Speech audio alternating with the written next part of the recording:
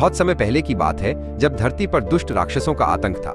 शुंभ, निशुंभ और रक्तबीज नाम के राक्षस अपनी बुरी शक्तियों से सबको परेशान कर रहे थे। उन्होंने देवताओं और मनुष्यों दोनों का जीवन मुश्किल कर दिया था। राक्षसों के अत्याचार से परेशान होकर सभी देवता और ऋषि मुनि मां दुर्गा की शरण में गए। उन्होंने मां से प्रार्थना की कि वे इस अंधकार को समाप्त करें और धरती पर फिर से शांति स्थापित करें।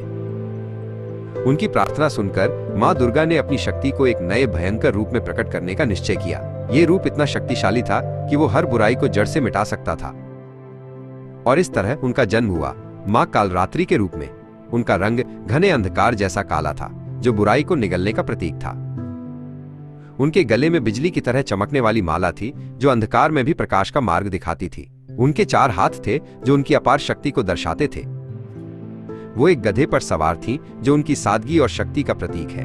उनके बाएं हाथों में एक लोहे का कांटेदार हथियार और एक खड्ग तलवार था। उनके दाहिने हाथ वरदान और अभय मुद्रा में थे, जो उनके भक्तों को आशीर्वाद और सुरक्षा का आश्वासन देते थे। उनका ये रूप जितना भयंकर था, उतना ही दयालु भी था। मां कालरात्रि युद्ध के मैदान में पहुंची।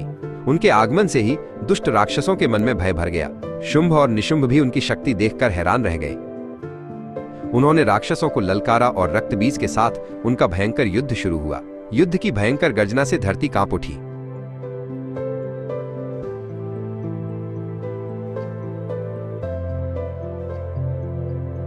रक्तबीज को एक वरदान मिला था।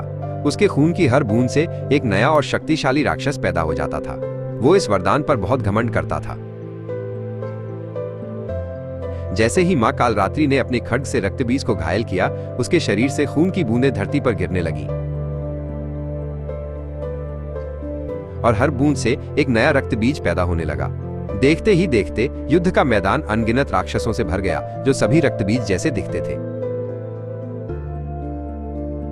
लेकिन मां कालरात्रि बहुत चतुर थी। उन्होंने अपनी जीभ को इतना बड़ा कर लिया कि वो रक्तबीज के खून की हर बूंद को धरती पर गिरने से पहले ही पी गई।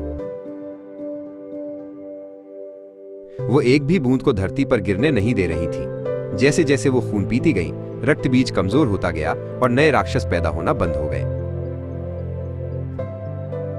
बिना खून के रक्तबीज की शक्ति समाप्त हो गई। वो असहाय होकर गिर पड़ा और अंत में उसका अंत हो गया। रक्तबीज के बाद मां कालरात्रि ने शुंभ और निशुंभ का भी वध कर दिया। उन्होंने सभी दुष्ट शक्तियों को समाप्त कर दिया और धरती पर शांति लौट आई। अपने भक्तों के लिए मां कालरात्रि बहुत दयालु हैं। उन्हें मां शुभंकरी भी कहा जाता है, क्योंकि वो हमेशा शुभ फल देती हैं और अपने भक्तों का कल्याण करती हैं। नवरात्रि के 7वें दिन जो भी भक्त मां कालरात्रि की पूजा करता है, उसके सभी भय दूर हो जाते हैं और उसे हर कार्य में सफलता मिलती है। पूजा के लिए भक्तों को सुबह जल्दी उठना चाहिए और स्नान करके शुद्ध होना चाहिए। फिर उन्हें देवी को सिंदूर, अक्षत, साबुत चावल, दीपक और धूप अर्पित करना चाहिए। मां कालरात्रि को लाल रंग के कपड़े और रात में खिलने वाले चमेली के फूल बहुत पसंद हैं। उन्हें गुड़ का भोग भी लगाया जाता है। पूजा के दौरान भक्त को लाल रंग के कंबल पर बैठकर पूजा करनी चाहिए।